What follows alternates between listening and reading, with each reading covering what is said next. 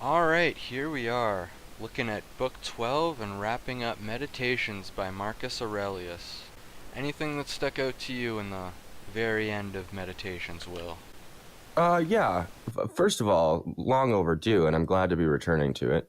Yeah, for sure. Um, Chapter 12, Book 12, whatever you want to refer to it as, is really talks about the inevitability of death, and I found that to be very, uh, let's say, pervasive in this chapter. That he really hammers down the fact that nature has its course and the universe is just, and that we should not be upset with things happening the way they ought to happen. And I think that was the main takeaway from this, was that really grounded in Stoic belief that death happens, bad things happen, and getting bent out of shape about it is not Stoic. It's just a procrastination and a waste of time and not to be bothered with. Yeah, and that loops around to the Socratic dialogue that we were looking at the other day in Apology, where I think Marcus Aurelius gets a lot of his ideas on death and preparing yourself for death from Socrates and the other Stoics before him, like Epictetus. Hmm. Yeah, it's interesting how much all of the books we're reading relates. I was actually watching a video reviewing Meditations, and the reviewer was quoting Ayn Rand. Oh, Yeah, talking about objective situations being like the notion that there's always someone worse and there's always someone better than you, and to be focused so much on yourself that you are missing the point. yeah.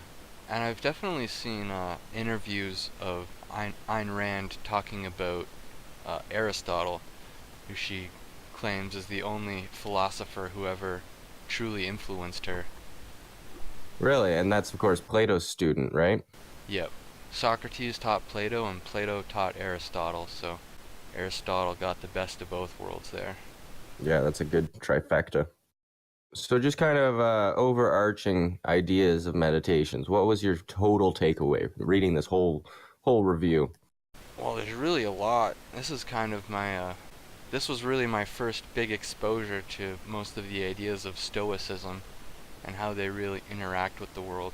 It kind of presents a situation where atheism isn't really an option anymore in the ways that I've come to understand atheism in a way. Could you expand on that a bit? I think I know where you're going with it, but just in case I'm wrong. Yeah, like not in the sense of, he's arguing that there is a god or there is a pantheon of deities or anything like that, but just in the way that they interact and the way they talk and the way they write and the way they think and the way that you can see all of it play out. They don't have room for a world without deities because they see personality traits as coming from gods, and there's just no way to put it together that most of these things that they have don't come from a deity. So a lot of Marcus Aurelius's arguments come from the fact that this is a natural world with gods, and that's just how it is, and this is how you act in accordance with it. Well, let's just get rid of the atheist or protheist. I don't know what the actual opposite of atheist is, but let's get rid of the entire notion. Do gods exist? Do gods not exist? Well, forget that. Let's ask the question, is life more enjoyable when you can put meaning and purpose behind everyday occurrences? And I would argue that it is, because whether or not you believe in an afterlife, whether or not you believe fate exists or predeterminism or any of that, the whole notion that you could look out your window and say, God, literally, God, what a beautiful day. It Yeah. it leaves you feeling happier. Being able to have meaning and look to events in your life as these symbols and indications of good and bad, and not getting bent out of shape over, oh, well, there's no God and the world just doesn't like me and bad things just can happen. And it's like, no, like there's a God inside you, and there's a God inside of all of us. And when we neglect that divine purpose that each of us have, we suffer and we live in hell, and we can really make heaven on earth. Forget what happens afterwards, but we can make heaven on earth by getting in tune with our intuition, knowing that bad things happen and that you're going to procrastinate and you're going to have a hard time. But it's when you don't look at it as a relapse away from your true self and you just say, oh, well, this is just my lot in life. It's a shame. It's much more enjoyable to be able to say, no, I deserve forgiveness. I deserve a second chance. I am not going to be here forever. I don't know how many days I have left. And as the Stoics say, to take your purpose with a sense of urgency and focus and humility and perseverance, and to live as though you know what you're up against and what you're going to be doing, and do those things. Because you can argue all you want whether or not gods exist, but at the end of the day, it's not going to go on your tombstone. We're going to talk about what you did. Yeah, I think what I'm trying to get at is Stoicism has all these great lessons that are utilized in the language of religion, but you don't really need any of those religious aspects to get all of what you need from the lessons of Stoicism. Yeah. So as I was going through, just because I know we hadn't done a proper video on book 12, but it was such a short one. Like in a 160-page book like the one that I have, I think it was maybe 10 pages. Yeah, it does a lot of going backwards through the book and citing itself and other works near the end. So I took some of my favorite quotes out of the whole thing that I thought we could maybe discuss. And I've already touched on a couple of them because it's pretty hard not to. It's a very well-written book, and like you said, it kind of goes through itself. But the big one that everybody takes Abraham Lincoln to Joe Blow on YouTube is the waste no more time debating what a good man is. Just be one. Yes, absolutely.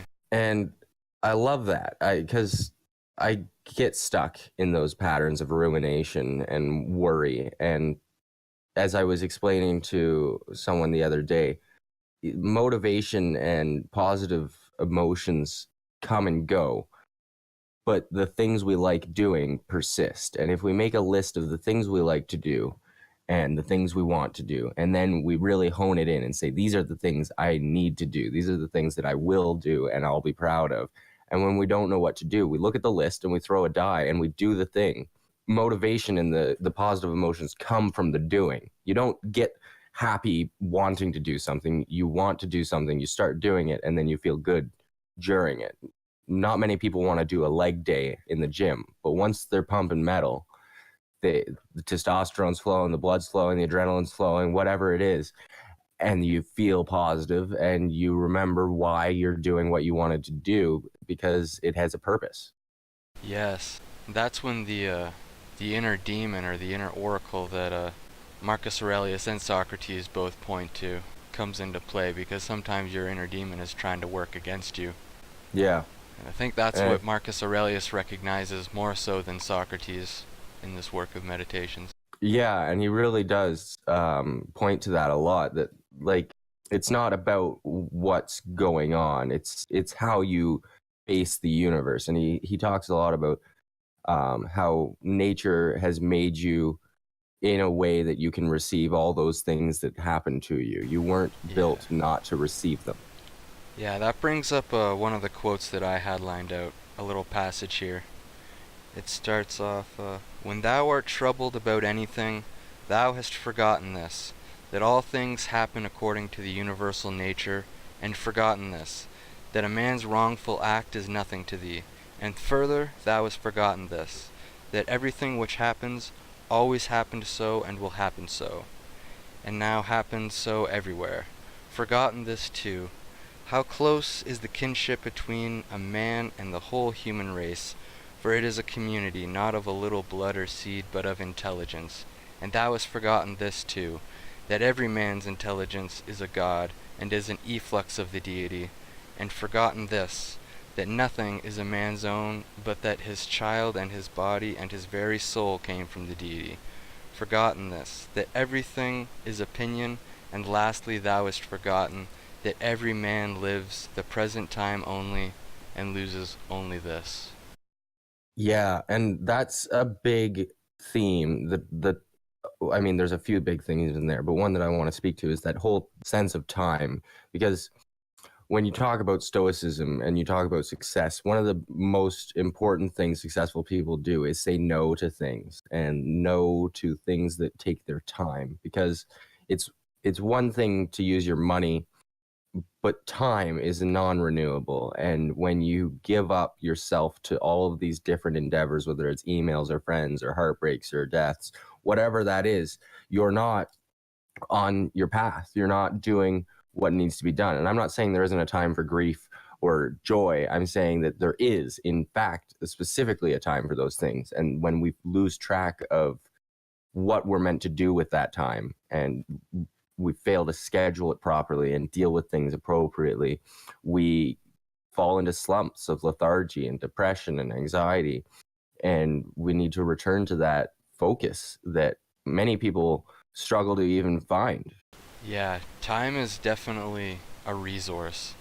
It's more of a resource than money or food or anything else because it's always there and until it's not, then it's over. Yes, and there's one quote. I wonder if I can just flip to it and find it. I very much doubt it. That talks about living as though you had died or were meant to die today, and everything that comes after this point is surplus. And what is it that you're going to achieve in that time now that you wouldn't have been able to? Because if your life stopped right at this moment, and you could perceive that it has, and you can say, everything that I've done hasn't been enough, and I can improve more, and I'm going to kill off those bad parts of myself, and I'm going to temper myself and really hone in on my focus and start acting as if I didn't have time, and that any time that I do have now is important and to be valued. That intrinsically in that belief, you really start to respect yourself and others, and ask of yourself what it is you're going to do, and start saying no to the things that you really don't have time for. Yeah, and you start to get in control when you choose how valuable your time is, not somebody else offers you value for your time. You have to decide for yourself what it's worth and then go forward on your own terms and don't let anybody else define them for you. Which brings me to another quote, which is, it is not death that a man should fear, but never beginning to live. And it kind of reminds me of that quote from Socrates, that a life unexamined is not worth living. Sure, death could be considered scary, but it is inevitable. And if you put that to the wayside and accept that, and actually accept that, yeah, you are going to die at some point. You can be anxious about that, or you can live and you can seize the day, and you can actually do everything that is in your power to do, and accept that all these things are happening to refine you, and really go out and give it your all, and not sporadically but intentionally. Yeah, I think I might have found the paragraph that you were looking for. At the very end, it just says, "Man, thou hast been a citizen in this great state. What difference does it make to thee whether for 5 years or for 3? For that which is conformable to the laws is just for all. Where is the hardship then, if no tyrant nor yet an unjust judge stands thee away from the state, but nature who brought thee into it, the same as if a praetor who has employed an actor dismisses him from the stage? But I have not finished the 5 acts, but only 3 of them, thou sayest well. But in life 3 acts are the whole drama. For what shall be a complete drama is determined by him who was once the cause of its composition, and now of its dissolution. But thou art the cause of neither. Depart then satisfied, for he who releases thee is satisfied." Yeah, that I love the way this man writes, and I mean, I know he didn't write this way; it's the translation. But there's a simple elegance in this beauty that he got down here. And you can really see what I mean about like the religious language, but not necessarily being a religious lesson. Yeah, Which I might have to wonder how much of that comes from the translator and how much directly from Marcus Aurelius. sounds like we have some dead languages to learn. Yeah. at least a couple more translations to read. Yeah. Another quote that I really liked was the soul becomes dyed with the colors of one's thoughts, Ah, which is a big lesson in Stoicism, which is that like our thoughts or our life is what our thoughts make it. And this isn't just exclusive to Stoicism. Buddha's got a very similar quote, and you see it in a lot of Eastern philosophy that the world can become heaven or hell, but that is completely up to us. And when an external stimuli enters the prefrontal cortex, you have a choice.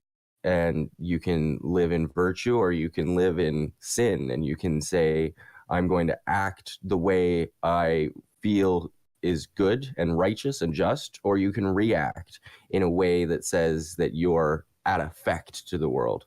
And you can blame the event or you can take responsibility for your action. I think that that is really impressed throughout this whole read is that we have a choice, and we've really taken that choice away from ourselves a lot today in this society. There's a lot of reactionary arguments going on and a lot of reactionary news that's happening when in reality it's not helping. It doesn't help us to be freaked out. Even if a situation is freaky, that doesn't necessitate the freaked out reaction. It necessitates action.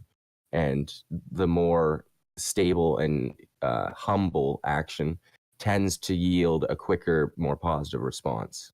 yeah, that's definitely relevant today. All you have to do is spend 5 minutes on Twitter to know that that's true. And it's ridiculous. And I'm sure that it's been going on for all of human existence. And we're probably just more exposed to it now with flattening of Earth. Not to say Earth is flat, but with the business concept of a flat Earth where we can reach to the other side of the world through the internet and see what's happening and what's going on. And I think that that can be very scary for some people and they can get lost and escape into this whole pit of doom and gloom and think that, Yeah. oh, well, what's the point of living my life when I can just look and see what else is going on and compare myself to their standards and never set my own. Yeah, and you don't have time to self-examine yourself all the time when you're too busy screaming at other people on Twitter for believing that the earth is flat or that vaccines cause autism, or pick your example, whichever one you want. People Yeah, are and afraid of the Socratic method these days. Like they don't want to have these hard conversations. They just want to yell for their own side and score yes, they points. just exact score points is a perfect way to put it. They're not looking to themselves and they have no interest. And the more they yell and the louder they yell and the longer they yell, the less they have to look at themselves. And if they yell long enough, they'll be so tired that they're so stressed they have to go to bed and they can start the whole routine again in the morning because they didn't have a good night's sleep and their subconscious brain is trying to make sense of all the crap that they're putting into it. Because that's what the subconscious brain does. I hate that people don't know this, but when you say I'm not going to think about that, what you're saying to your subconscious brain is think about this forever and ever and ever and dream about it and have nightmares about it and get back to me with an answer. And we keep asking the subconscious brain these paradoxical questions that don't do us any good, which brings us back to that first quote. Waste no more time debating what a good man is. Just be one. Actually act. Stop observing life, observe what's happening in your life and act upon it, but don't get bent out of shape about what you can't control because there's just no point. And keep in mind that just observing something is an act on its own because it's necessary for the next step. Exactly. And people get so intimidated when they go to learn new skills. They say, oh, I don't know how to do that. I don't understand what's going on. I'm not good enough. They start coming up with this story and these excuses that defeat them and put them back a step where they say, I couldn't learn how to do that. And it's like, well, no, history has told us that we learn how to do things by knowing we don't know how to do things. And as we get exposed to these things, we develop an intimate familiarity with what we need to do to learn how to do the thing we want to do. And it's very straightforward. No one knows how to do what they want to do. They simply know they want to do it. And successful people decide to learn how to do it. And unsuccessful people give excuses as to why they can't. Yeah. At the same time, going with the flat earth example, I think a lot of the onus is on the people that just like to clap back. Like, Yeah. whenever you see a video of a Neil deGrasse Tyson destroys flat Earth, or like, that's not productive. No. That's just gonna piss someone off. That's just gonna say, oh, you don't actually respect me as a human being. So I know you're Yeah. just trying to hide it from me, the truth. That just gives me more resolve to keep going forward. Like if Neil deGrasse Tyson, Bill Nye, and like all the others that are, in the public sphere of this conversation, they actually took the time to make a debunking flat Earth video, that would be a lot more productive than, Neil deGrasse Tyson showing up on some talk show and saying, "Oh, by the way, the Earth is flat," and then dropping his mic, everybody cheers, and then he walks off stage, smug as fuck, right? So, Yeah, and I really like that you brought that up because I was actually at this seminar about emotional regulation the other night, and that's the one takeaway. If they could have had us learn one thing in this 2-hour seminar, it was validation is a huge key to emotional regulation. Even if the person you're talking to is wrong, you can still validate something about their stance. And the minute you validate them and you allow them to have an incorrect thought and you say, look, I can understand where you might have got that or where you might have picked that up. And then you go on to explain. Instead of just saying, look, you're wrong and you're an idiot and this is the reality, all you're doing is putting more stress on that individual, and they're not going to be able to regulate and work through that thought because you haven't accepted the notion that they could come to that thought. When, as we've read in Marcus Aurelius's Meditations, everything happens as to be expected. And what was that one quote that I wanted to share? Let me just flip to it really quickly because it's very easy to find. Here it is. How ridiculous and what a stranger he is who is surprised at anything which happens in life. So I think what I'm saying in relationship to the flat earthers is, like, obviously they exist, which means that something's causing them to exist. So to say, oh, you're an idiot and there's no reason for you to think that, it's just foolish because obviously there was a reason for them to think that. So now let's explore what we can do in accepting their position and adding in more resources to get them to a new conclusion instead of just shaming them for existing when they're going to keep existing. And shame, when you try and suppress a negative emotion, what happens? Well, it comes back exponentially. And when you suppress a negative person, they come back exponentially, and they use that as an argument, your suppression of their beliefs, as fuel to their fire. yeah. I see it as And like a lack of empathy from the astrophysicist, well, intellectual so side. imagine if they could just turn around and say, look, I hear some people think that the earth is flat. So what we've done is we've diverted funds for 15 years and we've created a tour bus of the universe. And now you can get on the bus and we'll go outside the atmosphere and you can look at it and you can assess for yourself. And that would just blow everybody's mind, wouldn't it? Yeah, sure would. One of the big problems I'm having, and this is tangential, but I was reading this article. Bill Nye is apparently advocating an anti-humanistic approach, which is coming up again. It started coming up in the 60s, but there's this group of people that are getting more traction again that believe the earth is fine. We just need to get rid of 94% of the humans on it. Yeah, I And they're really don't. advocating for taxes. If you have too many kids, you'll get taxed, and they want to go with the failed Chinese method of Yeah. one kid per household. And it's like, well, that collapsed. 17% of China's population of men couldn't find a partner because there weren't any. Yeah, I don't really know how to feel about that kind of stuff. I Like, do, it feels definitively. like it feels like it's conspiratorial though, in a way. Like sometimes you hear like a conservative, like a Alex Jones type, saying the only reason they're aborting so many children is because Illuminati people can eat them and become immortal. Like, Okay, that's okay, just let's insane. settle down. Yeah, I don't even want to go there. But like I get the same kind of reaction when people are like, "Oh yeah, they just want abortions because people hate people and want to decrease the human population as much as possibly can." I think it's more to do with fear and worry and concern. And again, distracted by inevitability. People are putting so much focus on things they can't control. You cannot control 7.7 billion people choosing to procreate. It's not an option. And Exactly. in the 60s, when it first came about, this anti-humanist approach, the guy, Ehrlich, I forget his first name. I don't know if he's a doctor, but he wrote a book, 1968. And he said, in the 70s, there will be so many people that hundreds of millions of them will starve to death because there won't be enough food. And what actually happened, and what he was told would happen, was that hundreds of millions of people in the 70s, guess what they did? They made food. Yeah. Because when you have 100 million more people or 1 billion more people dealing with a problem and wanting to survive, you get smart people making actions and doing the best they can to fix the problem. And when you have less smart people trying to fix a problem, it takes longer for the problem to get fixed. And that's my stance that I take. 7.7 billion, 15 billion people, whatever it is, obviously it's sustainable. The planet is not blowing up. There is not massive cracks of lava and volcanoes blowing up all over the place. And we can look to natural disasters and say, oh, it's getting worse, global warming. And it's like, well, yeah, maybe.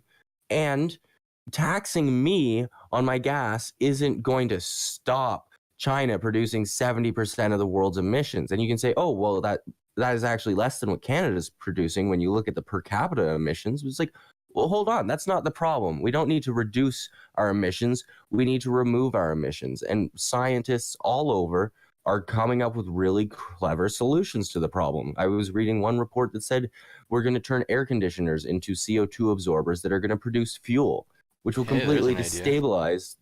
it'll destabilize the fuel industry, which is amazing because they're lobbying governments to stop change, and it'll reduce the CO2 emissions to a point that there will be a net zero CO2 emission around the world. And obviously we've solved the problem. We know there's a problem, and we have people getting trained to deal with the problem. But when you look online and you see people freaking out, they're not the successful people.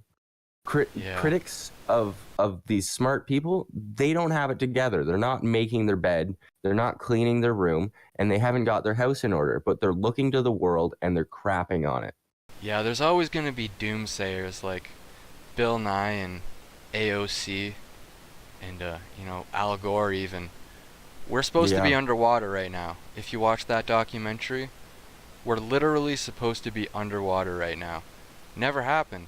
You know why? We No. figured it out. The worst Or part they is were some people wrong. would argue that we are underwater, and they'd say, look at Bracebridge, Ontario, and the floods, and look at Yeah. Montreal, and look at. I mean, it's like, no, Yeah. that's not underwater.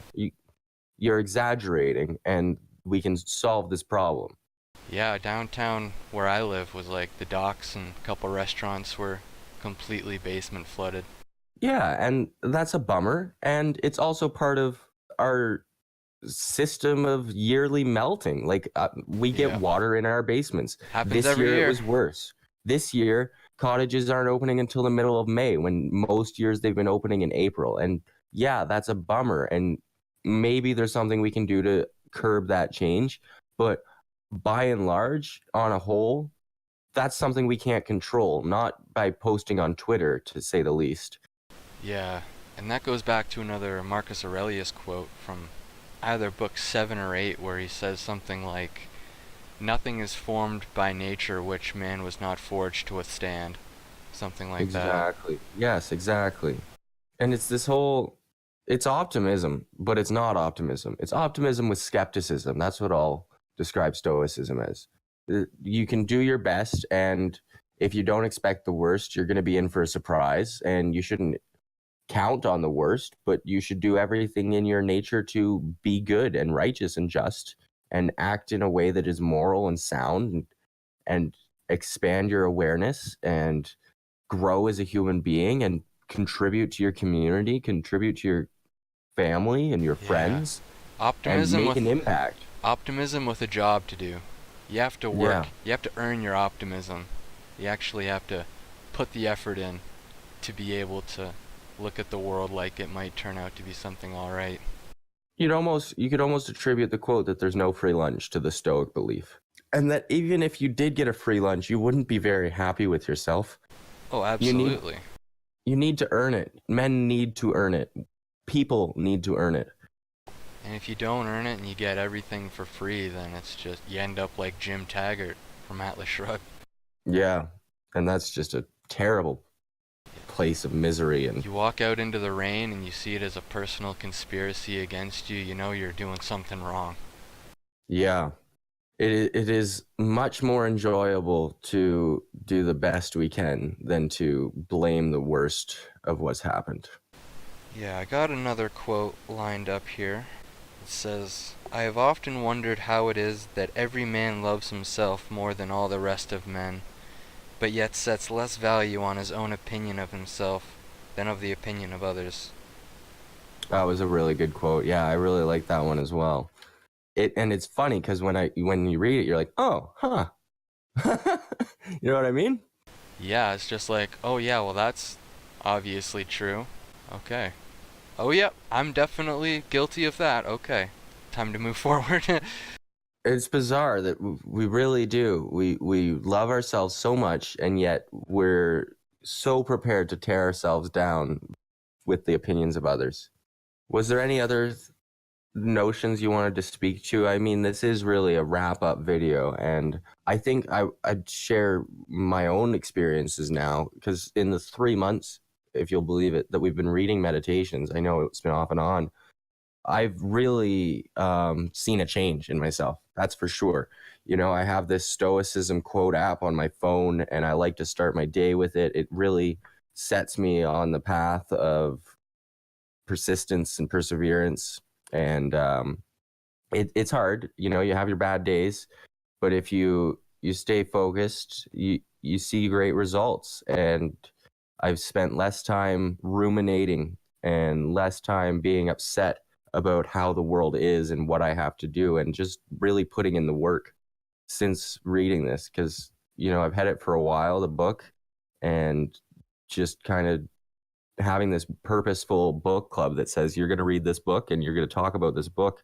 I've really absorbed a lot of the Stoic philosophy and opened my eyes to these really great thinkers, and realized that, you know, I'm not special, but I am. You know what I mean by that? Yeah. For me, it's definitely been part of my religious awakening, if I can call it that. Like before picking up meditations and getting into other YouTubers and stuff like that, and this book club, I was really like a hardline atheist, but I don't really know how to define myself now. I've always been interested in the ancient Greeks, and when I listen to Socrates talk about the deities and that which is divine, it just makes so much sense to me, and I can't really articulate it well enough yet. But Marcus Aurelius is definitely a big piece of that puzzle. This has been the most influential book I've read recently, for sure.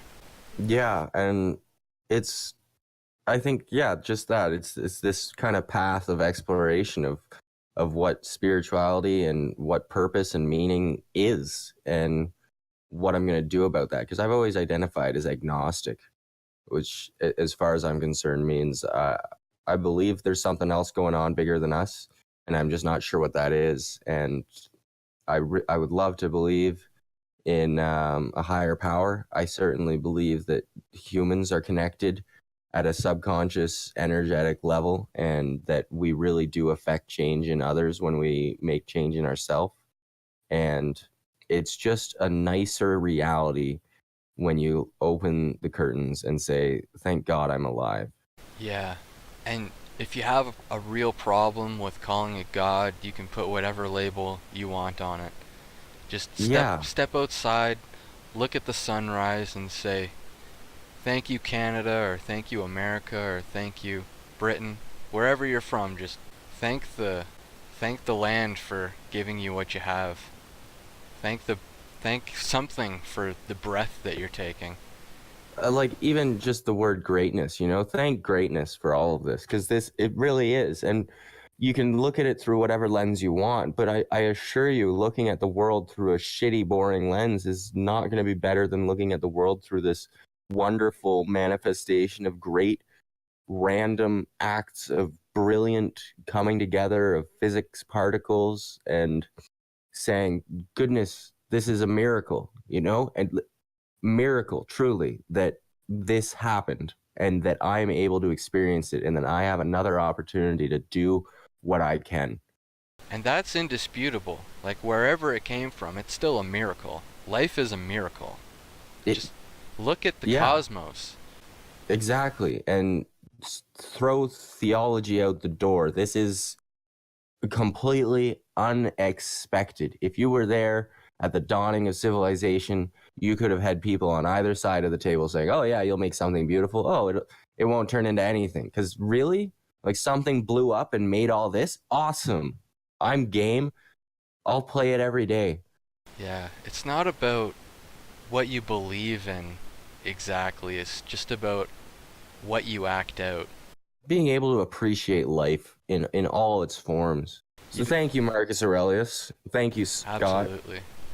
This has really been a good read, and I'm really looking forward to more books on this thread and other threads as we go about doing this book club. Yeah, another thing that Marcus Aurelius has offered me was a deeper understanding of some of the other public intellectuals that I listen to. Like, oh, that's a good point. Like, I listen to a lot of Jordan Peterson, a lot of Jocko Willink, and I see Marcus Aurelius's lessons coming through almost every time I listen to them. And they don't claim to be Stoics or practicers of Stoicism, but they definitely have the same kind of stuff going for them, and they help me understand where Marcus Aurelius is coming from too, because they're like definitely more modern of a filter. It is crazy, you know, you start reading all these old writings, and I've said it before and I'll say it again, just how much we have to say has already been said, and how much we can act on has already been thought about, and how much of our society and our structures are built on these old views that sadly I wasn't exposed to during my education. I wish I had have taken some sort of course that said you need to read all of these old dead guys' words, because they had some notion of intelligence. They might have even been wise, and that actually all of our routes of thinking kind of tend towards a similar trend. Yeah. And once you start thinking about it, like, no one has wisdom. They just have access to the divine wisdom. They have a certain part of what is the wisdom that they call the divinity. You can find your own religious definitions there. Yeah. Is there anything else you wanted to end on? I think I had another quote here. For the pride which is proud of its want of pride is the most intolerable of all.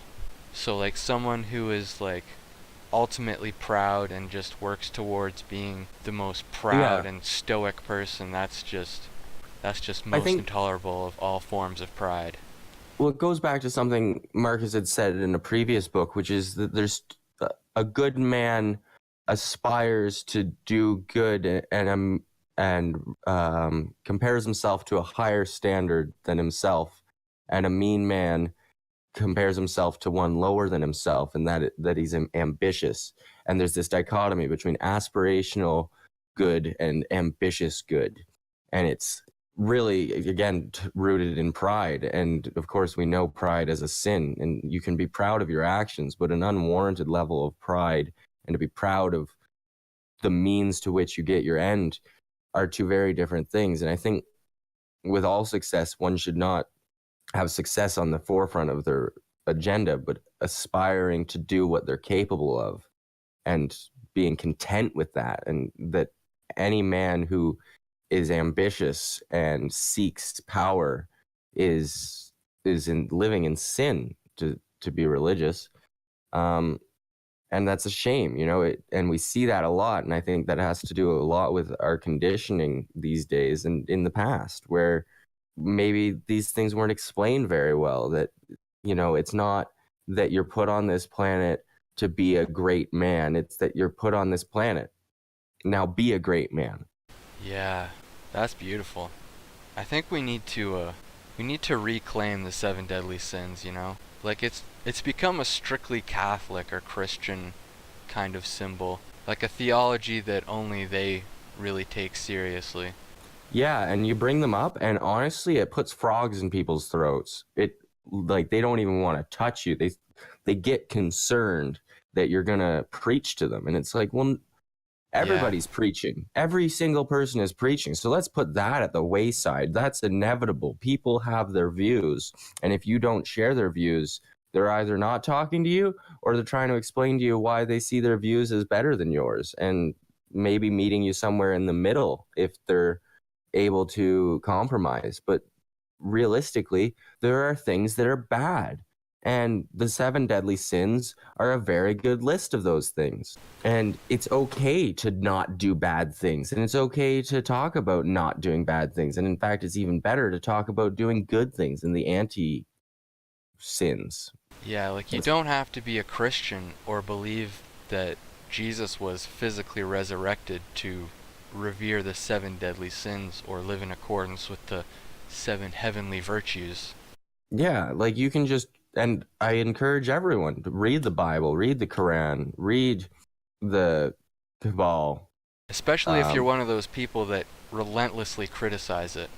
Yeah, and say, and look at it objectively and say, well, is there a lesson here? Can I validate this stream of thought in some capacity? Sure, there's lots of crap. There's crap in every single stream of thought, but that doesn't mean there isn't a point and that they don't hit on good things, because everyone is doing the best they can and they're going to say things that you don't like, but to just use what they have done that you disagree with to undermine everything good that they've done is short-sighted.